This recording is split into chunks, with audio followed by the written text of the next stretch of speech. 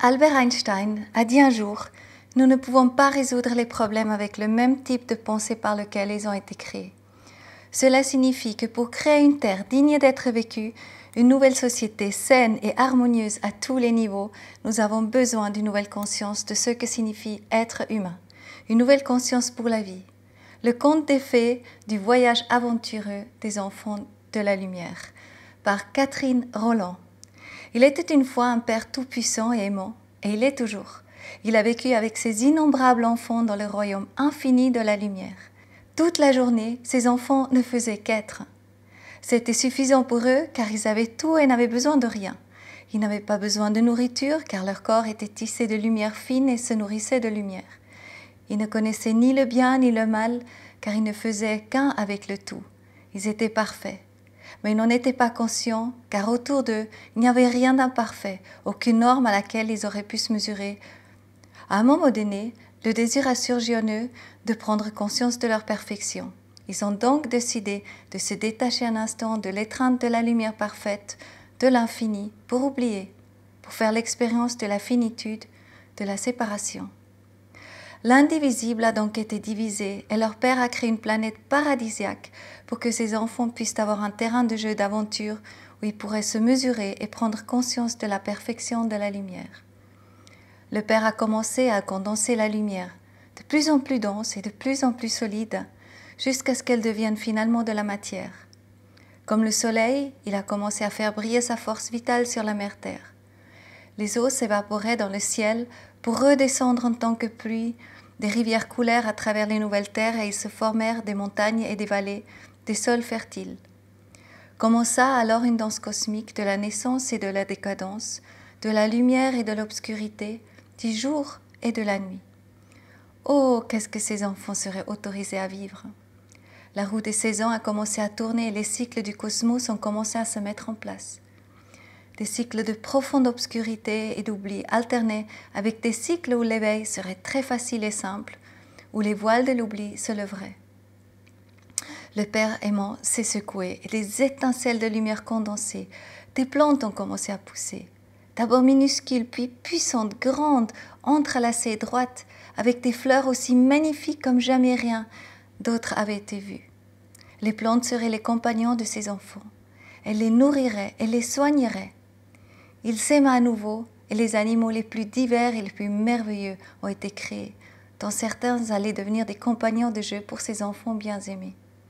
Il y en avait qui avaient des pattes, d'autres des sabots élégants, des avec des trompes ou des museaux, des qui étaient recouverts de fourrures douces ou même d'écailles brillantes. Certains avaient même des ailes, plus ou moins fines ou plumeuses pour se hisser vers le ciel. D'autres ont reçu des corps lisses, frais, colorés et iridescents, avec lesquels ils pouvaient traverser les eaux en un clair ou voler au-dessus de la surface. Le Père Tout-Puissant a créé les paysages les plus divers, les plus colorés, pour que tous ses enfants puissent s'amuser, se développer, se reproduire, vivre à la diversité.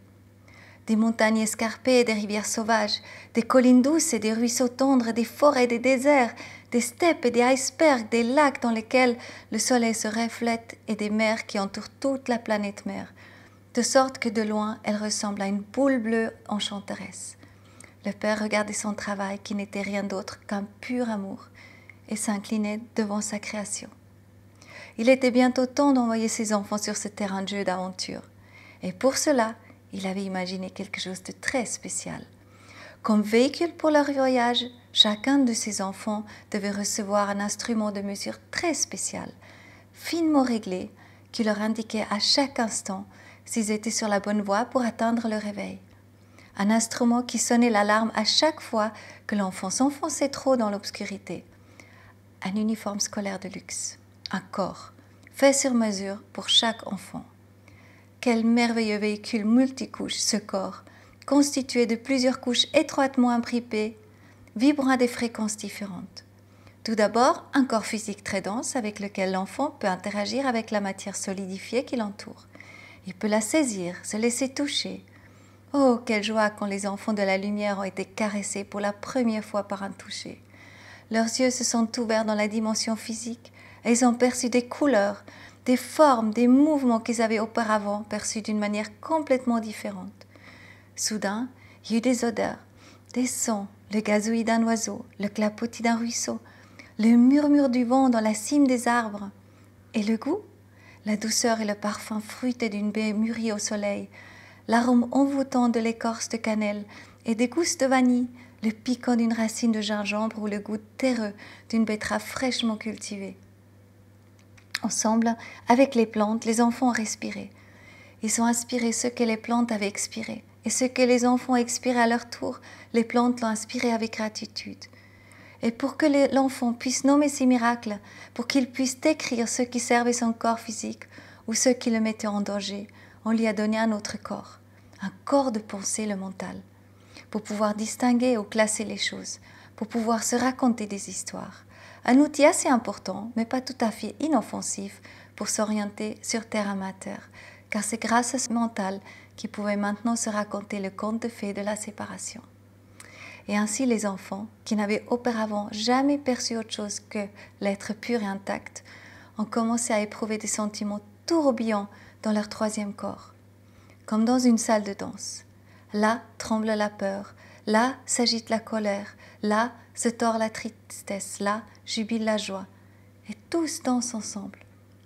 Le quatrième de leur corps est un générateur de force vitale, un corps d'énergie pure qui pénètre tous les corps de manière vibrante et leur fournit une vitalité et des informations pures. Maintenant, le jeu aventureux peut commencer. Voici quelques règles. Chacun des enfants est doté d'une force créatrice magnétique.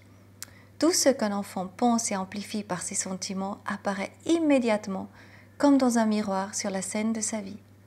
Une fois qu'il a trouvé la perfection lui-même, il ne verrait plus que la perfection à l'extérieur. S'il est encore empêtré dans le rêve de la séparation, il verrait la peur et la séparation à l'extérieur. Car chaque rose a un effet, chaque graine qu'il sème portera des fruits, chaque pierre qu'il lance fera des vagues, chaque pensée se manifestera. Par exemple, dans chaque cellule du corps, il y a une petite spirale avec d'innombrables perles, les gènes qui traduisent le pouvoir informationnel des pensées dans le plan du corps. De cette façon, les enfants pourraient facilement être en mesure de se croire en bonne santé. Chaque enfant est doté d'un libre arbitre. Un enfant de lumière peut décider à tout moment de ce qu'il veut penser ou ressentir, s'il veut utiliser le mental ou percevoir le monde avec une conscience pure.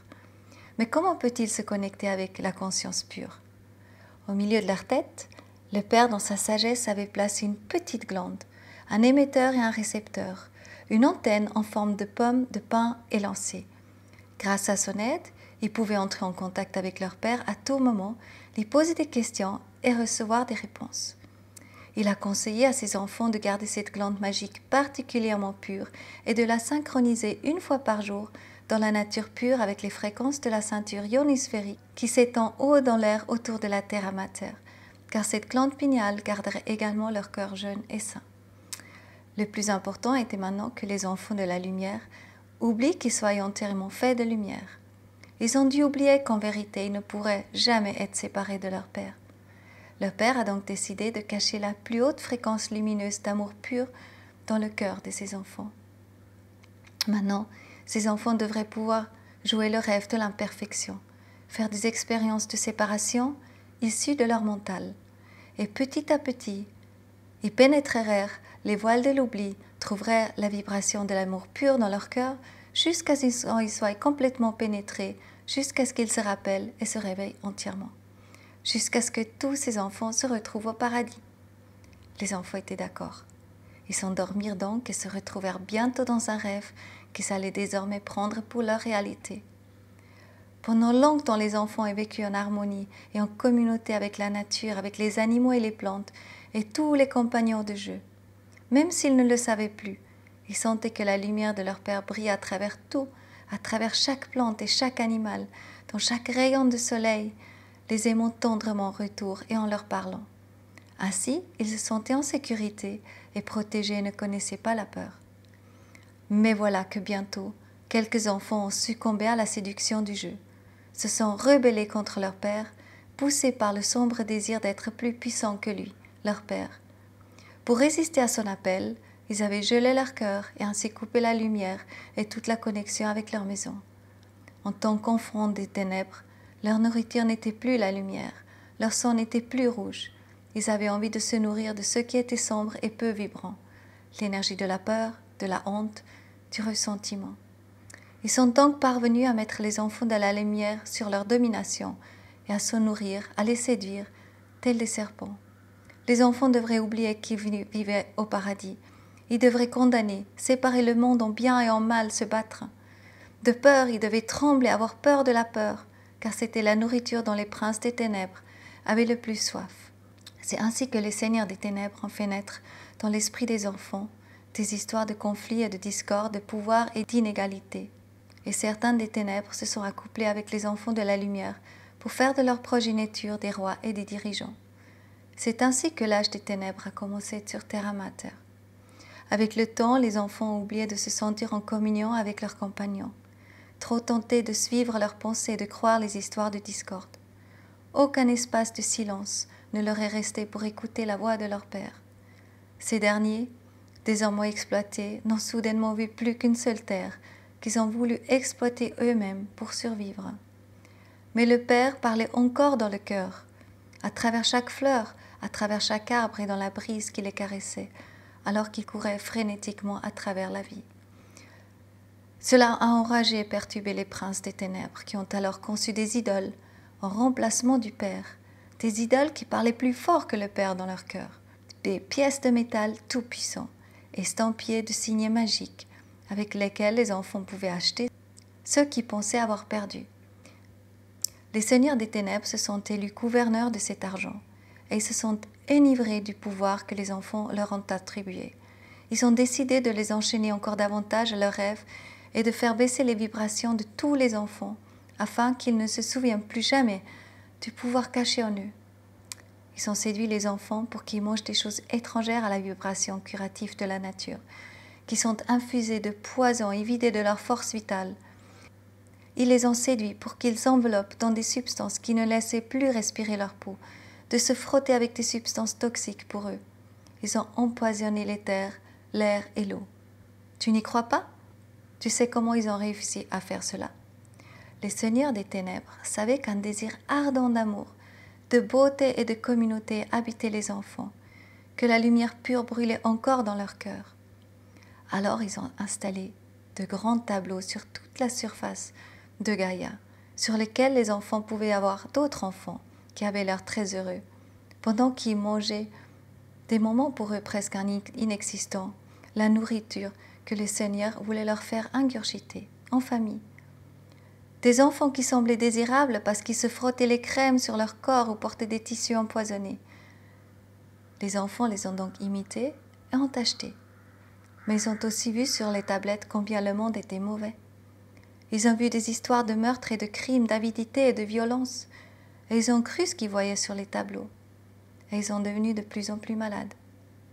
Certains enfants se sont souvenus que les plantes et les pierres, les eaux pures, les hautes vibrations de la nature étaient toujours là pour les guérir. Mais les princes des ténèbres le craignaient et l'interdisaient. Ils ont posé des nouveaux tableaux et ont montré aux enfants les recettes sombres qu'ils devaient prendre à la place. Et les enfants les avalaient, se crémaient leur corps avec, ou les faisaient injecter dans leur corps. Et pour que les enfants puissent acheter toutes ces choses qu'ils avaient vues sur les tableaux, ils devaient aller travailler pour gagner cette grande somme d'argent qu'ils rembourseraient ensuite au prince.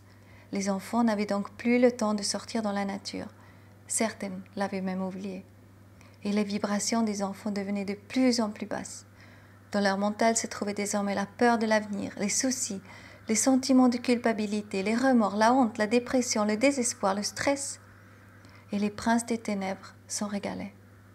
À maintes reprises, le Père envoyait un enfant de lumière pure à Terra Mater pour les rappeler leur perfection, leur beauté. Mais encore et encore, les enfants chassaient leurs frères et sœurs de lumière. Ils étaient devenus trop habitués à leur vie d'esclaves.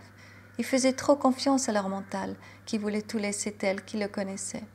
Et le Père, dans son amour infini, a respecté le libre arbitre qu'il avait donné à ses enfants. Mais lentement, le grand, lent et sombre cycle touchait à sa fin. De plus en plus d'enfants ont commencé à se souvenir, et certains d'entre eux se sont mis à rire. Ils riaient si fort du fait qu'ils avaient pu oublier qu'ils étaient toujours restés des enfants de lumière. Le rire a fait de grandes vagues dans le champ morphogénétique de la conscience infinie, et comme chaque enfant était connecté à ce champ, Beaucoup d'entre eux ont senti le chatouillement dans leur cœur qui les appelait. Beaucoup d'enfants ont compris qu'il leur suffisait d'enlever les chaînes que leur mental avait mises dans leur tête et autour de leur corps. Et ils ont couru vers les plantes et les animaux et ils ont enfin pu entendre leur Père à nouveau. Dans le gazouillis des oiseaux, les parfums, le murmure du ruisseau, le bruissement du vent dans la cime des arbres, ils ont pleuré et ils ont ri. Et ils ont senti la légère vibration au milieu de leur tête, dans toutes leurs cellules. Ils se sont souvenus et ils ont été pleins de joie. Lorsque les seigneurs des ténèbres s'en sont aperçus, ils ont eu très peur car ils avaient besoin de la peur et de la douleur des enfants pour leur survie. Ils ont ainsi construit des machines qui contrôleraient les vibrations des enfants, qui embrouilleraient tellement les antennes en forme de pommes de pin dans leur tête qu'ils perdraient accès au champ unifié de la conscience. Vous croyez que les enfants ne se laisseraient pas faire? Comment pensez-vous que les seigneurs ont réussi cela? Ils louaient les tableaux des machines avec lesquelles un enfant d'un côté de Terra Mater pouvait se connecter avec un enfant de l'autre côté. Oh, combien de temps les enfants ont-ils attendu cela sans s'en rendre compte pour enfin se sentir à nouveau aussi connectés. Ces machines étaient elles-mêmes des petits tableaux qu'ils emmenaient maintenant partout avec eux et sans s'en douter suivaient les instructions des ténèbres. Beaucoup d'enfants ont cessé de jouer et se sont désormais contentés de regarder les tablettes jusqu'à disparaître entièrement en leur intérieur. D'autres enfants ont commencé à utiliser la tablette à leur tour. Des messages du cœur envoyés aux quatre coins de Terra Mater, des souvenirs de la lumière, de la guérison, du pouvoir de la prière, du miracle du silence, le silence de lequel ils pouvaient entendre la voix de leur cœur. Et il y avait encore d'autres enfants qui ressentaient la douleur procurée par la machine dans toutes leurs cellules et les jetaient très très loin. Quel danger pour les seigneurs, qui ont donc forgé un plan de faire de tous les enfants leurs esclaves une fois pour toutes, en les reliant une fois pour toutes à leur machine diabolique, en détruisant leurs gènes, contenant le code du plan du corps des enfants de lumière, avec un poison. Les seigneurs ont donc laissé une maladie faire rage dans toute Gaïa, qu'ils avaient fabriquée dans les laboratoires secrets. Ils ont appris aux enfants à avoir peur. Sur les tableaux, ils ont écrit que des millions d'enfants allaient bientôt mourir. Ainsi, les enfants, dans leur désespoir pour se sauver eux-mêmes et leurs proches, ont réclamé à grands cris l'antidote et la marque pour pouvoir porter la machine des seigneurs directement sous leur peau. Ne soupçonnaient-ils pas qu'ils laissaient ainsi leur vie au prince des ténèbres? À partir de là, il n'y aurait plus aucun coin de Terra Mater où ils seraient en sécurité. Maintenant, c'étaient les seigneurs qui riaient, se baignaient dans le sentiment du pouvoir. Bientôt, ils auraient réussi et ils seraient plus forts, plus grands et plus puissants que leur père. Bientôt. Mais le souvenir de la lumière était devenu fort. Beaucoup d'enfants ont entendu l'appel dans leur cœur et ont su que le moment était venu de mettre fin au jeu obscur des seigneurs et de mettre en lumière leurs sombres machinations. Mais ceci met les seigneurs très en colère. Et eux aussi ont commencé à avoir peur. Et si les enfants croyaient ces autres enfants, ces esprits libres, peut-être qu'ils ne croiraient plus alors aux tablettes. Ils pourraient donc détruire la machine. Ils pourraient refuser de laisser le poison entrer dans leur corps. Et ainsi, ils écrivèrent sur tous les tableaux à quel point ces esprits libres avaient tort. Ils ont inventé des histoires cruelles à leur sujet pour que les autres se détendent d'eux. Et ils ont montré des photos lorsqu'ils se sont mis en colère contre les princes. Lorsque ces enfants rentraient à la maison fatigués par leur travail, ils voyaient ces visages furieux et lisaient sur les grands tableaux « Ils ont tort !» et ils l'ont cru. Certains des enfants qui ne croyaient plus aux grandes tablettes ont essayé de parler à leurs frères et sœurs en vain, car ils passaient tous les jours devant les grands panneaux où l'on pouvait lire des choses de plus en plus mauvaises sur eux. Au contraire, ils étaient stupéfaits de voir comment leurs frères et sœurs pouvaient être si simples d'esprit et croire ce qu'ils entendirent, et ils y riaient bruyamment. Cela a creusé des silences profonds dans les familles des enfants, dans les clans, dans les peuples. Ils se sont disputés, leur lumière est devenue de plus en plus faible. Les princes s'aimèrent encore plus de dissensions, jetant bûche après bûche et brique après brique dans le feu de la division. Ils agitaient les noirs contre les blancs et les petits contre les grands, la gauche contre la droite et les hommes contre les femmes, pour affaiblir chaque communauté et chaque culture, dans le rêve fou de pouvoir contrôler les enfants de la lumière pour toujours. Comment penses-tu que cette histoire va se terminer? Comment les enfants vont-ils se réveiller? Peux-tu entendre ce que la lumière de ton cœur te chuchote? Souviens-toi, tu es un enfant de la lumière, toujours connecté à ton Père et à tout l'être. Terra Mater est une terre très spéciale. Ici règne la magie, parce que tout ce que tu vois à l'extérieur est comme un film que toi tu projettes dans le monde. Le monde, il reflète tes pensées et tes sentiments. Pour pouvoir changer Terra Mater, change-toi toi-même, tes pensées, tes sentiments. Connecte-toi avec la plus haute conscience divine en toi. Crée un nouveau monde. Décide cela, maintenant. Tu crois que tu ne veux pas y arriver? Tu as le libre arbitre, utilise-le. Tu peux mettre fin à ce jeu. Active ta force créatrice. Imagine-toi de vivre un nouveau paradis. Vois-le dans ton œil intérieur. Entends le gazouillis des oiseaux heureux, le murmure des ruisseaux cristallins, l'air pur qui joue avec les branches des arbres. Embrasse les fleurs colorées avec ton nez, laisse leur parfum t'envelopper. Goûte aux fruits des arbres qui se montrent à toi un peu partout. Entends le rire insouciant des enfants qui courent sur la terre, leur mère. Laisse tes yeux se balader dans les villages avec des gens heureux, qui vivent en parfaite harmonie les uns avec les autres et avec la nature. L'humanité a réalisé que la nature est également remplie de conscience, de sentiments et que nous constituons une partie intégrante d'un organisme merveilleux et vivant. Chacune de nos lois naturelles et chacune de nos actions bienveillantes sert le bénéfice de toute la vie, en harmonie avec les lois cosmiques.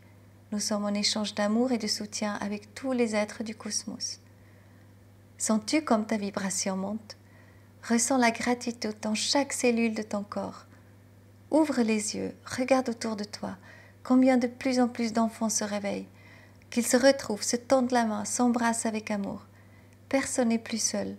Sens la respiration des plantes et des animaux, leur sourire, leur bonheur. Si tu es très silencieux, tu peux aussi entendre ton Père. Dis-lui que tu l'aimes, parce que tu as reconnu que tu n'es rien d'autre que lui. Un amour pur, infini. Comment puis-je le savoir?